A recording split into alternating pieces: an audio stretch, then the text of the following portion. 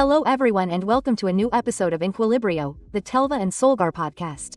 Today I have a guest that I've only recently met, but I'm very interested in her story and her lifestyle, which is slow living. She is Marta Abril. Welcome, Marta. Thank you very much. I'm really looking forward to sharing this little moment with you. Me too, because I'm really looking forward to you explaining to us, well, your experiences that you've lived, and we could start by explaining what slow living is for those people who have no idea what slow living is. In my case, it's been a bit of a process of my own evolution. In the end, I think that slow living, as well as a bit of a definition, would be living more present, right? Living more calmly, that each little thing in your life has more presence, but in the end I think that it's something that we can't make a decision about, right? And tomorrow, it will be like that final photo, but it is like small changes that we can make in our life, to live a little longer, more connected, more present. In other words, we could say that it is like a search for a state of mindfulness as a constant. We could say it is like enjoying everyday things. It is not about looking for big things, but rather enjoying, making big the little things that we saw in our day-to-day. And what pillars would you say slow living has? Well, I think that a lot of it is honesty. I think that everything comes from honesty. If there is no honesty where you, as a person, really have clear priorities, you are clear about what does not make you happy, that search, I think that that question is like the starting point that I would say we should have, right, towards a more present life. Saying, what makes you happy? Where is it that you really vibrate beautifully? And from there try to give it more space in your day-to-day. So, I think that it is from honesty to connect well with what your priorities are and give them more space, right? Of course, as a first step, like connecting first, right? To really know what your truth is, right? And to help yourself in the end. Totally. And that many times, I don't know if you agree, that in the end we are like very focused on what we have to do, and in the end that makes us live a bit automatically and we don't give as much space to what it is that we like to do. And then also that we are in a society that I say is like evil today, right? Stress, which of course, we move in environments that generate a lot of stress, that it is not so easy to find that connection first to know what your truth is and what you really need, right? How you handle stress. Personally, Vanessa, it's true that I'm lucky that I live in Mallorca. I live in the countryside and my life is very calm, very connected, and I think that the big challenge is managing stress in people who are faced with it on a daily basis, right? So, in the end I see myself a bit privileged. Of course, if the environment makes things easier, well, of course, you've already won a lot. Of course, but it's true that there are obviously periods of stress, right? In the end we all have periods of stress, and I think that for me personally it's very good to know where my down-to-earth is, right? For me it's nature. Nature is like my return home. So, sometimes when I feel a little bit lost, it's like the way to reconnect with my essence is to be in nature. Take off my shoes and be there, right? And again everything makes sense. That's my way of managing stress, right? It's always nature. And I, in fact, highly recommend that we connect more with nature. Right, of course. And if we live in cities, then go to the park, right? Because there, it's connecting with the green, right? It may not seem like it, but it helps you find that other state of calm, right? Because in the end we are part of nature. Of nature, and many times not of the buildings and the cement, right? Total. And I think that a vision that at least helped me a lot is to understand, to stop looking at myself as I go to nature and understand that I am part of that picture. I am nature too. So that's how everything makes sense, because it's how I understand where my house is. I understand where I come from and where I have to go when I get lost again. So in addition to that connection that you have, well, in your environment, right? It's easy for you to connect with nature because you have it and you live in it. What habits would you say you have in your daily life? Is there anything that helps you find those moments of calm, in addition to that connection with nature? I think meditation. Gratitude. I think gratitude is the key to a state of calm, and we practice it. I think from my point of view, gratitude in everything. Gratitude from the moment you get up in the morning, right? And you open the window and you say, wow, I slept in a warm bed, I have something to eat for breakfast, I have the day here at my disposal today, right? In the end, I think that when we live in gratitude, it helps us a lot to live in a way that is more conscious, more present, more real and happier, which in the end is what we came to life for, right? To be happier. And calmer with ourselves, because many times we ourselves are like our own worst sabotagers, right? I mean, and how badly done this is and that. I mean, we also cause stress to ourselves because we are like the critical eye, right? Also for that mental health and that calm, it doesn't seem like it comes, and I don't always see it as if just as we try to be nice to others, it's like we have to start with yourself, right? In the end, that pretty look or the most beautiful hug of your day has to be for you. Then from there you build outwards, right? Look, I'm getting tired of it. I remember that I was doing an exercise and thinking, I would say this to my daughter. Right? You say, and why'd I say this to myself? How bad that I did this. It's that I can't do it worse. It's that, of course, if not I don't have the capacity to do this, right? I think, why not? Why else would I allow myself to speak to my daughters like this? Why'd I do it to myself? No, that many times sometimes it's like that's EH. And how nice that example that you use it with, because it's true that motherhood, at least for me, has put me in the most vulnerable state of my being. It's like the deepest love, the deepest variety, right? It's like everything, it's like your naked essence. I think that's also motherhood, and from there it seems like a very good example that you do that example with your daughters, right?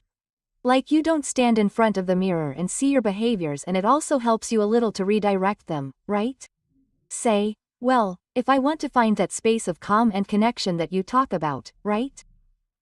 And if we are in a city where we cannot have nature so close, well, at least do that kind of indoor cultivation, right? Well, I'm going to start talking to myself nicely and look for it, right? Look for nature, which I think we often limit ourselves. We put limits on ourselves, like, oh, maybe, and for example there are cities here in Spain. There are cities like Madrid that are full of trees, wonderful parks. I mean, in the end I think it's also a bit about having that attitude of understanding that nature can help us a lot to reduce stress. No, those forest baths in Japan, how were they invented when they detected that amount of stress that big cities had? They took them to the forest to heal, right? Well, in the end I think it's interesting. Marta, tell us then what it would mean if we practice slow living in our daily lives. What benefits can we get from it? Well, I think that in the end, what we talked about is being more connected. In the end, going with the sunlight will make us sleep better. In the end, being connected with food, eating seasonally, eating with presence, understanding how to feed ourselves, not eating, but feeding each cell of our skin. When you do it from that more present place, like slow living, a bit like it invites, food enriches in a different way, right? It enriches the soul because food already has another energy. You are giving a presence, you are taking time, the rest in the end I think is slowing down the pace and being very simple. It is like having a coffee with full attention. That is what we always talk about in fullness, right? That is slow living.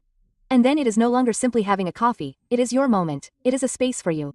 It is a space where something everyday is being ritualized, and that is nice, isn't it? Ritualizing everyday things that we do on a day-to-day basis. If we take the philosophy of slow living to self-care and beauty, taking into account that stress also affects our hair and skin a lot, right? Because we are like an organism that functions in an integral way. Totally. I think that slow living can help us a lot to achieve that state of calm, which in the end is like this. When, for example, we are on vacation, we are at sea, don't you notice that in the end the skin, everything has a shine. You don't have a calm in the end, it is reflected. It is reflected in shine. It is reflected in serenity, and in the end, obviously, when we are more stress-free, when we are calmer, well, we obviously have a calmer beauty in every sense, right? It's true. I talk a lot, well, with doctors around me who tell me that they observe a lot of the expressions are with faces like tense. It says a lot about what is happening inside, right? That in the end it goes a bit against that beauty of not having. tension, right? It is tension versus serenity. In the end, it is like letting go or being tense. When we are tense, it is everything. It is muscular, it is facial, it is everything. When one is relaxed, well, it is something else. Also beauty. Taking it in another way. I think that slow living also connects a lot with nature. It connects a lot with acceptance. It connects a lot with seeing yourself pretty and also with liking yourself, right? Liking yourself with who you are. And that has also been an awakening for me to learn to see myself very pretty, which I think is important. Yes, I think that the internal look of each one. No, it is like the base, right? But then also how we can complement ourselves completely through food or supplements. What can we do for our beauty? I think that antioxidants are something that we should take into account at the food level, of course, at the level, supplementing ourselves, right? Supplementing with antioxidants, with vitamin C, in the end, ingredients that provide that luminosity. No, vitamin C in the end is the magic that you see on the skin. For me, it's like my total star antioxidant.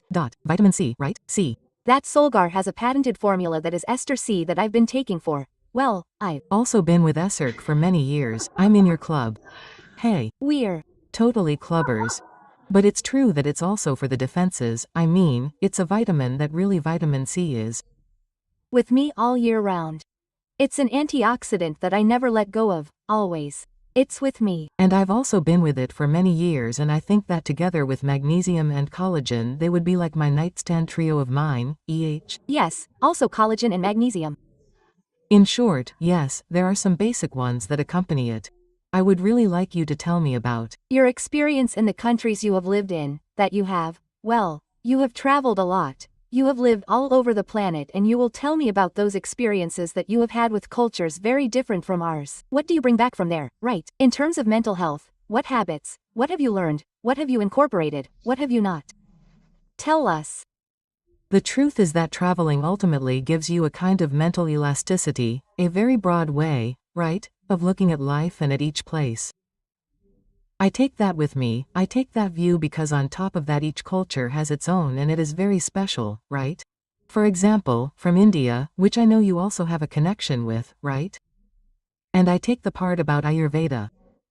For example, Ayurveda made me reflect a lot because in Ayurveda they look at health in a very integrative way. Working on my health was a click that changed me a lot. That you don't need to feel sick to cultivate health, right? Totally. It's the other way around. You start the other way around. So, for example, incorporating. It helped me a lot when I incorporated adaptogens, plants that help us adapt to situations, stressful situations, climate changes in things. So, in the end I think that going one step ahead protects us a lot, protects our health a lot. What adaptogenic plants are you familiar with or do you use in your day-to-day life?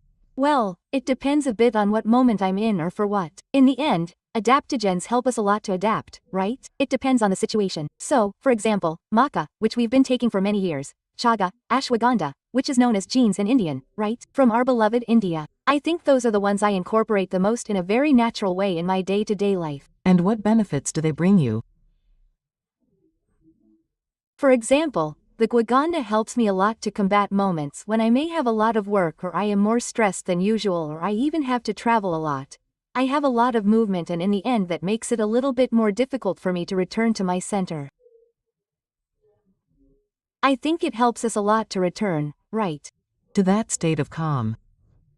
Solgar has this supplement that is the extract of the ashwagandha plant, which as we said is an adaptogenic plant. Well, it has been used in India for thousands of years and, as you say, right, for those people whose daily life generates stress and they need to find a calmer, more peaceful state of mind, well, it can help them a lot. In short, it is wonderful. To me it seems like a plant, one of those little treasures of Ayurveda. In fact, it was one of the ones I take on a kind of punctual basis. Which may be in these moments of change of season, right?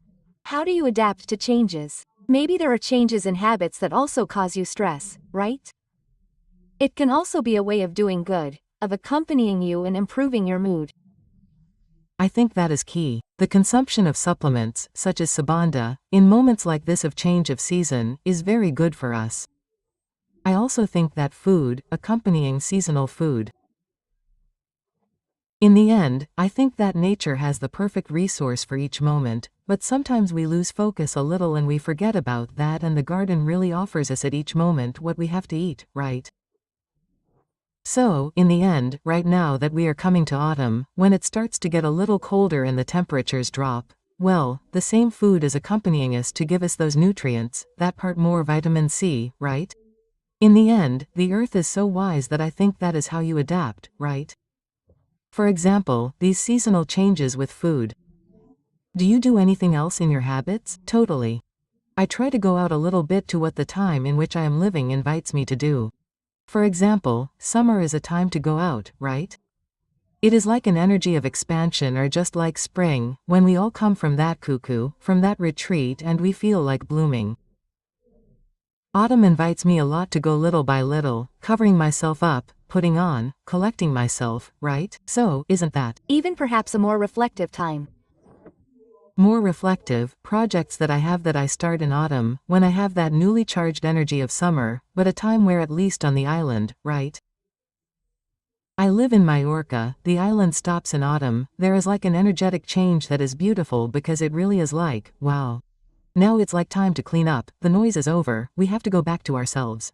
Quote. People are more connected, right? Well, speaking of connection and going back to Indian culture a bit, I started practicing yoga in New York, curiously, right? More than 20 years ago, it is the practice that helps me find moments that give my mind a break. It is true that I really enjoy the benefits on a physical level, right? It makes me feel strong on a muscular level, elastic also to have a posture, especially with an aligned back, right? What I value most about the practice is achieving states of presence through conscious breathing.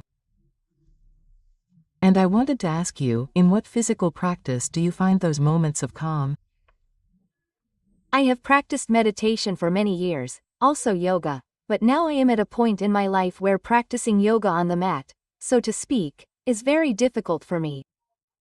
Vanessa, it is very, very difficult for me, and from time to time I try to go back there because it is also a bit like home, but I feel strange.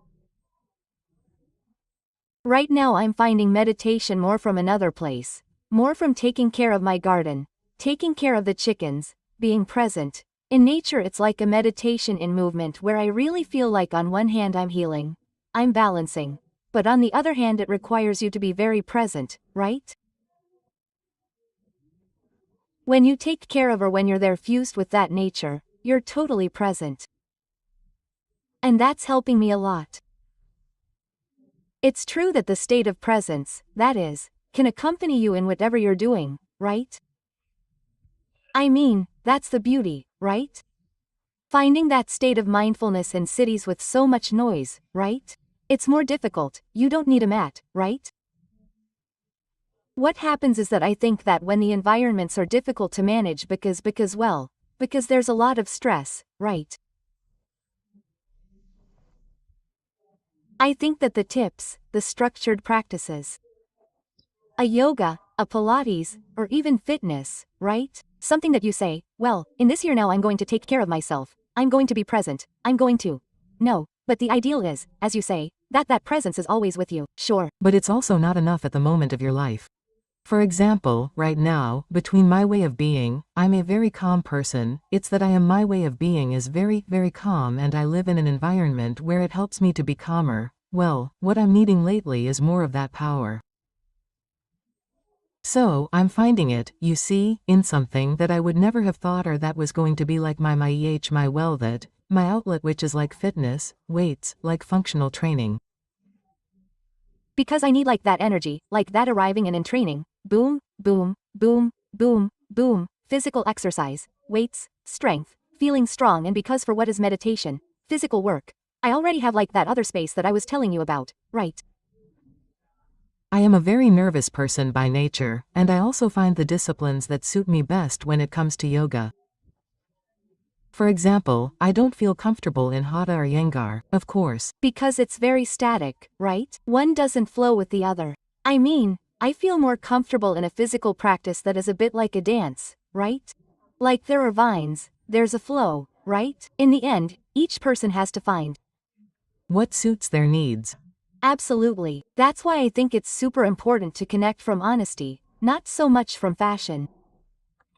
The honesty of asking yourself how you are, how you want to eat, how you want to move, what suits you, and from there build your reality, right?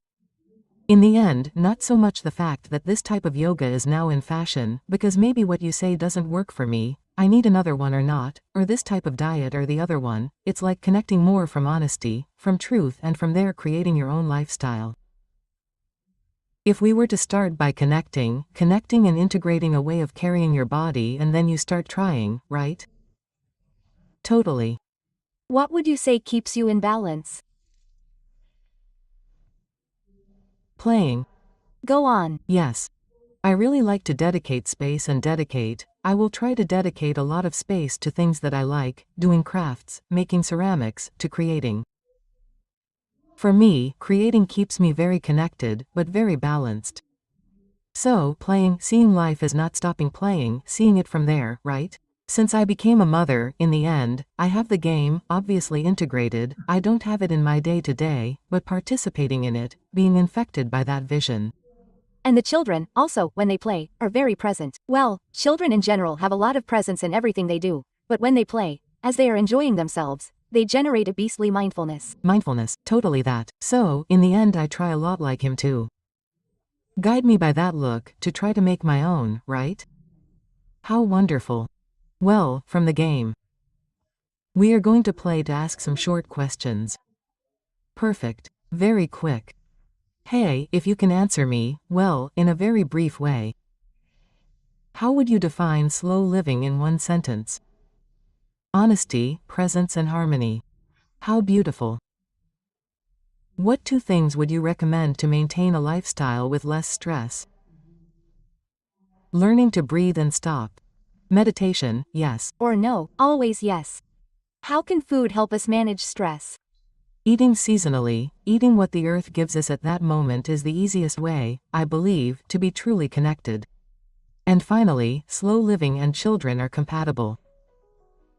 That's how it is. There is no other way. Only they can spend 10 minutes tying shoes. The problem is us. We want to activate and speed up everything, right? They live in slow living. Your answers have been like a wonderful brief summary of slow living, and we can take a little piece of that, Majorca, a little piece of your lifestyle to our lives. Thank you very much, Marta. Thank you very much for having me here. I have loved sharing this little moment with you. I knew we were going to understand each other very well. When you speak the same language, I don't think so. I have loved talking to you. The energy comes by itself. Thank you very much. Thank you. For those people whose daily life generates stress, Solgar has asuha, which is a plant that can help you find moods, tranquility, and calm. It is a good adaptogenic plant that has been used in India for thousands of years, and they call it Indian genes. You can find it in pharmacies or from solgar.es, where you can enjoy my discount code VAN10.